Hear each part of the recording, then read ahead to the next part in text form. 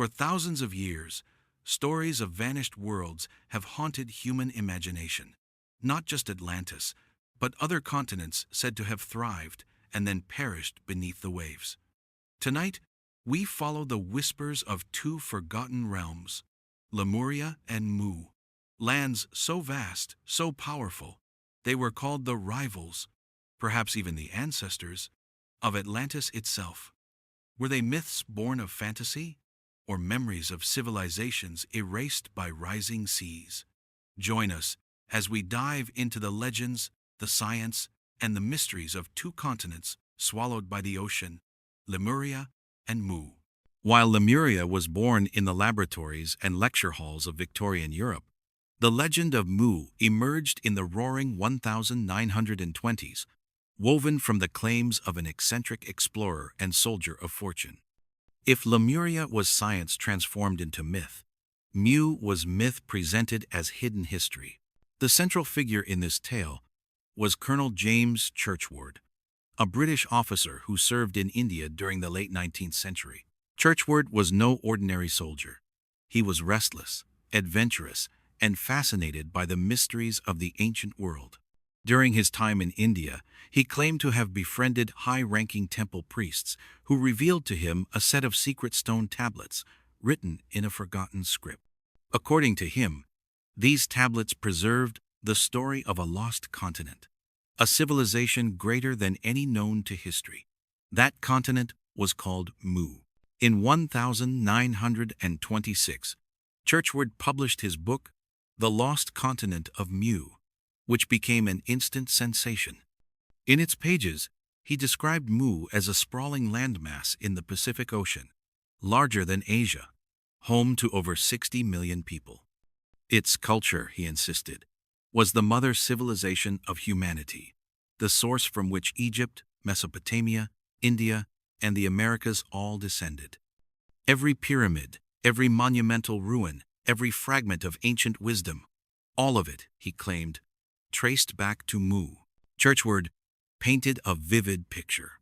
He spoke of vast golden temples glittering in the sun, of broad avenues lined with colossal statues, of a society guided by priests who harnessed a mysterious force called Naakal science. This power, he said, was a cosmic energy that allowed the people of Mu to build wonders beyond modern imagination, levitating stones, generating limitless energy, and communing with the divine. It was a civilization both technological and spiritual, a balance humanity has never achieved since. But like Atlantis and Lemuria, Mu was not spared from destruction. According to Churchward, around 1200 years ago, Mu was shattered by cataclysm. Volcanic eruptions and earthquakes tore the land apart, and within a single night, the mighty continent sank beneath the waves, leaving only scattered islands like Polynesia, Micronesia, and Easter Island as its surviving fragments. Humanity, he claimed, was forced to begin again, rebuilding civilization on the ruins of Mu's memory. Naturally, mainstream scholars dismissed these claims outright. Churchward never produced the tablets he spoke of, nor any verifiable evidence of the Naakal priests. To historians and archaeologists, his story was at best a fabrication, at worst a deliberate hoax to sell books. And yet, the public was enthralled. The Lost Continent of Mu went through multiple printings, capturing the imagination of readers hungry for mystery, at a time when the world was still being mapped and the promise of discovery hung thick in the air. What made Mu so compelling was not just Churchward's storytelling, but the way his narrative resonated with myths from around the world. Across the Pacific, Polynesian oral traditions speak of Hawaii, a lost homeland beyond the horizon. In Hawaii, elders tell of Huna Moku, the hidden land of Cain, a paradise swallowed by the sea. In southern India, Tamil texts describe Kumari Kandam, a drowned kingdom where poets, kings, and sages once thrived. And on Easter Island, the Moai statues, those giant stone guardians, stand silently, most facing inward, but some gazing outward to the sea, as if remembering a homeland long lost beneath the waves. Were all these cultures inventing the same story by coincidence? Or were they preserving fragments of a shared catastrophe, encoded in myth, passed down through song and story for millennia? Modern science complicates the picture. The Pacific Ocean is immense, covering more area than all the continents combined. Geologists argue that no continent-sized landmass could have existed there in the recent past. Plate tectonics shows us that continents are ancient and stable, not easily swallowed in a single night. And yet, anomalies persist. The Pacific floor is littered with seamounts, plateaus, and drowned volcanic chains, some of which may once have stood above water. Sonar surveys reveal vast, uncharted landscapes hidden in the deep. Less than 20% of the ocean floor has been mapped in high resolution. Could something extraordinary still be waiting in the remaining 80%? There are tantalizing hints. The mysterious structures at Nan Madol in Micronesia, built of massive basalt columns on artificial islets, seem impossibly advanced for their time. The underwater Yonaguni monument near Japan, with its terraces and carved steps, looks like the ruins of a sunken city. Even the legends of the Maya and Aztecs in the New World of previous worlds destroyed by floods echo the same theme of catastrophe and rebirth. To believers, these are not isolated stories but pieces of a puzzle, all pointing back to Mu. Skeptics continue to scoff. They argue that floods, earthquakes, and rising seas are universal human experiences. Of course, cultures tell flood stories. Of course, ruins exist. Of course, myths emerge. None of it proves a vanished supercontinent. But believers respond, if these are merely coincidences, why are the details so strikingly similar, spread across oceans by peoples who never knew one another? In the end, Mu occupies a strange space, not accepted by science, not entirely invented, but hovering in the twilight between myth and memory. Churchward's claims may never be proven, but the legend he revived refuses to die. It lives in the chants of Polynesians, in the statues of Easter Island, in the imagination of countless seekers who wonder if humanity's story is far older than we dare admit.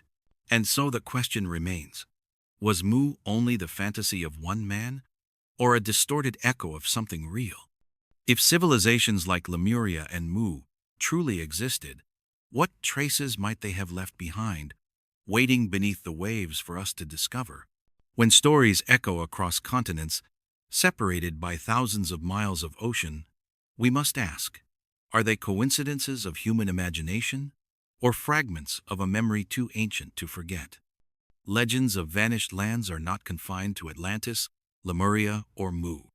They appear everywhere, whispered by islanders, sung by poets, carved into the myths of cultures that never knew one another, yet told the same tale that once there was more land, more world, more home, until the sea claimed it back. In the South Pacific, Polynesian navigators carried stories of Hawaii, a homeland across the horizon where their ancestors first lived. Hawaii was no barren rock. It was a fertile and sacred land, a place of abundance and origin. In their chants, it is the birthplace of gods and people alike, the source of their voyages. Yet, Hawaii was lost. Some say fire consumed it, others that the ocean swallowed it. What mattered was that it vanished, forcing the ancestors to set sail, scattering across the Pacific to the far-flung islands we know today. For Polynesians, every journey was both a search for new land and a remembrance of the homeland they could never return to. In Hawaii, the echoes deepen. Ancient chants describe Kane Hunamoku, the hidden land of Kane.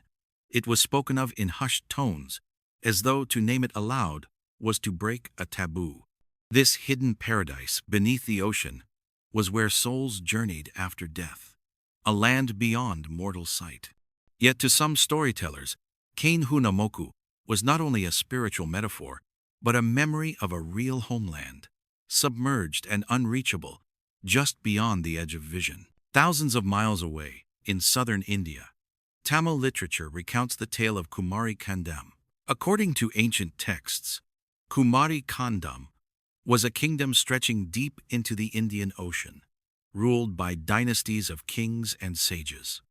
It was a place of knowledge, poetry, mathematics, and philosophy, a golden age of Tamil culture. But it too was doomed. A great flood swept across the land, drowning cities, temples, and libraries. Survivors fled north, carrying fragments of their culture to the Tamil lands that remain today. To this day, some Tamil scholars and poets argue that Kumari Kandam was not myth, but memory, the lost root of one of the world's oldest civilizations. The further west we travel, the more the echoes continue. In Mesopotamia, one of the cradles of civilization, the Epic of Gilgamesh recounts a flood so great it erased entire worlds. In this story, the hero, Utnapishtim, is warned by the gods to build a massive boat, preserving life before the deluge comes. Thousands of years later, the Bible's tale of Noah would mirror the same catastrophe. Different cultures, different gods, but the same story of water rising, of survival, and of a civilization reset.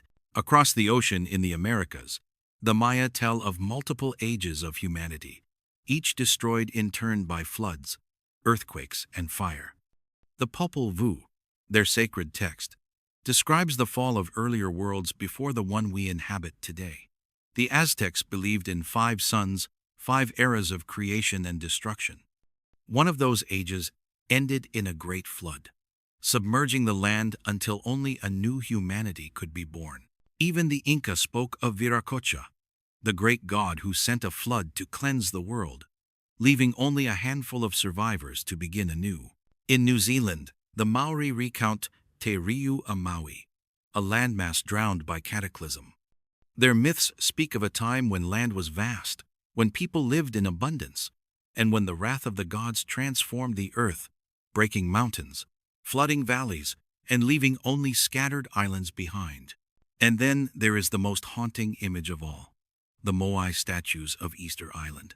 Most of these colossal stone guardians face inward, toward the island, as if protecting their people. But a few stand differently. They gaze outward, toward the sea. Local legends whisper that these statues look toward a homeland long lost beneath the horizon. Were they carved as eternal watchmen, mourning the drowned land of Mu? Or were they simply placed to honor the sea itself? Either way, the symbolism is chilling.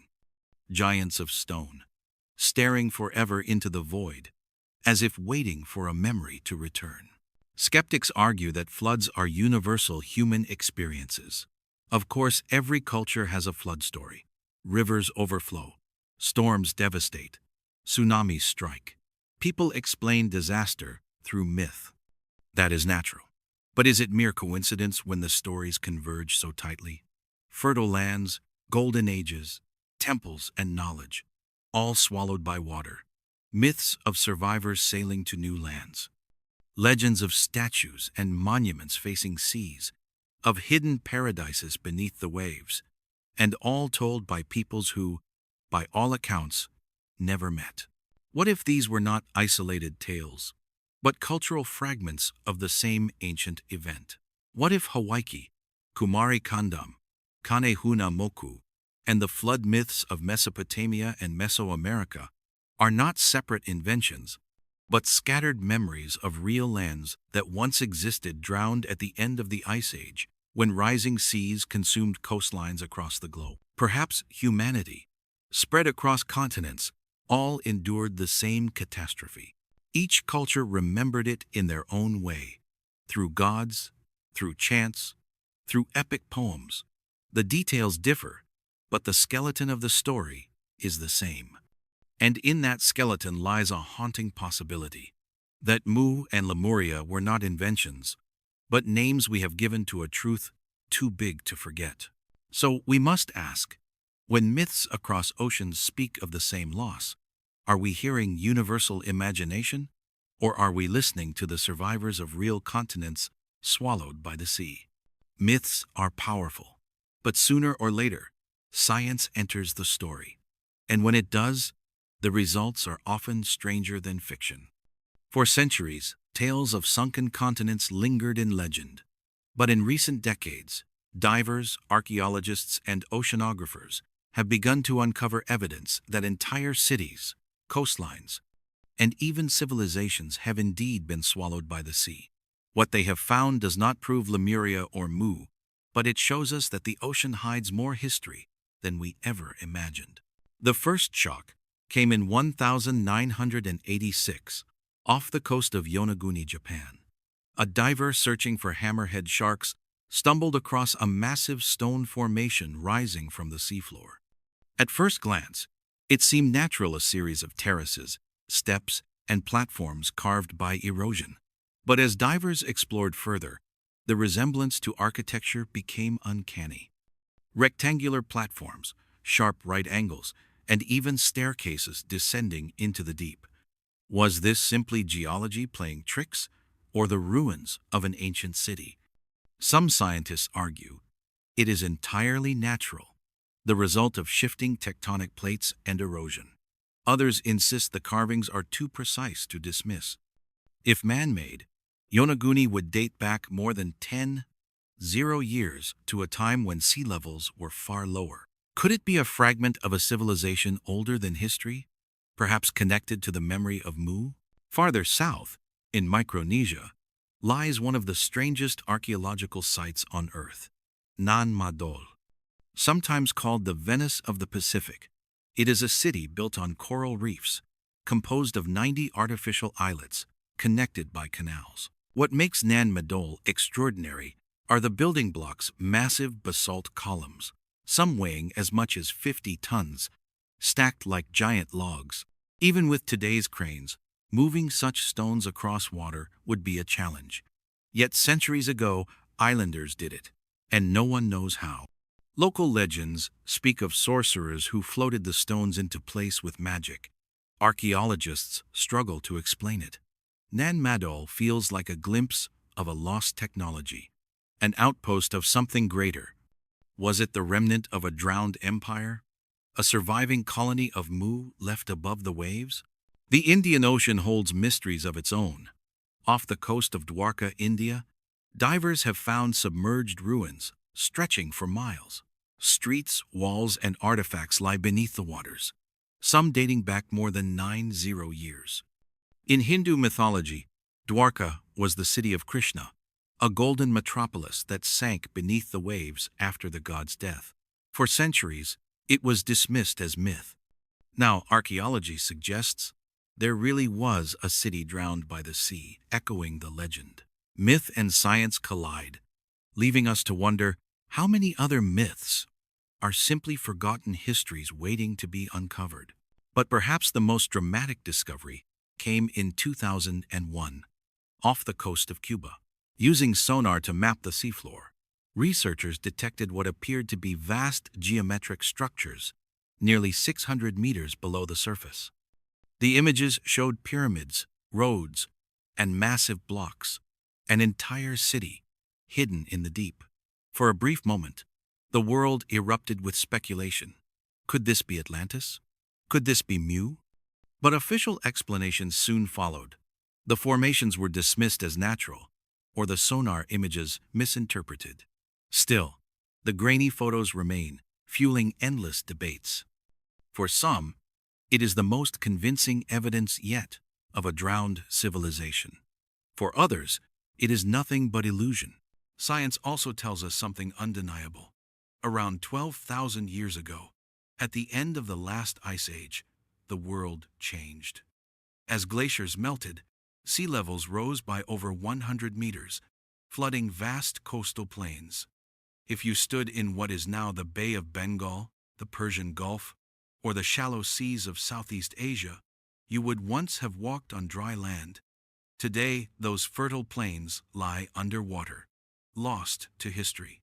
Any villages, towns, or early cities that once stood there would be gone, erased by the sea.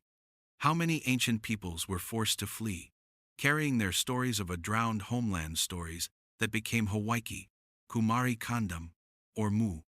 And here lies the deeper mystery. The ocean covers more than 70% of our planet, yet we have mapped only a fraction of its floor in detail. Less than 20% has been surveyed with high resolution. That means the majority of the seafloor remains unseen, uncharted, unknown. Imagine what could lie there. Ruins of cities, temples, or entire coastlines frozen in silence. The ocean is a vast library, its pages still closed to us. Skeptics say there is no need to invoke lost continents. The ruins we find are local, explainable, the result of ordinary civilizations adapting to a changing climate. But believers argue the opposite. These sites are too numerous, too widespread, and too advanced to dismiss. From Japan to Micronesia, from India to Cuba, the pattern is the same evidence of cultures erased by the sea, echoing the myths of Lemuria and Mu. And so we are left with a question. If fragments of drowned cities already lie scattered across the globe, if whole coastlines have vanished beneath the waves, then is it really so impossible that great continents like Mu and Lemuria once existed? Or is it simply that we have not yet dared to look deep enough into the ocean's shadows? What are Lemuria and Mu? Are they allegories, fabrications spun from overactive imaginations, or distorted memories of worlds that once were real? The debate is not just about geology or myth. It touches the very core of how humanity understands its past. Skeptics have long dismissed the stories. Lemuria, they argue, was nothing more than a flawed scientific hypothesis born in the 19th century to explain animal migration. Once continental drift and plate tectonics were accepted, Lemuria became unnecessary, a mistake, nothing more.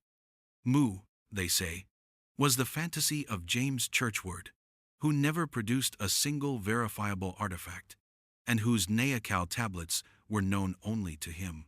From this view, both Lemuria and Mu belong to the realm of pseudo-history, stories for pulp novels and occult societies, not for serious scholarship.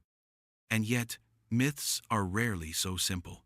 Nearly every culture on Earth has a flood story.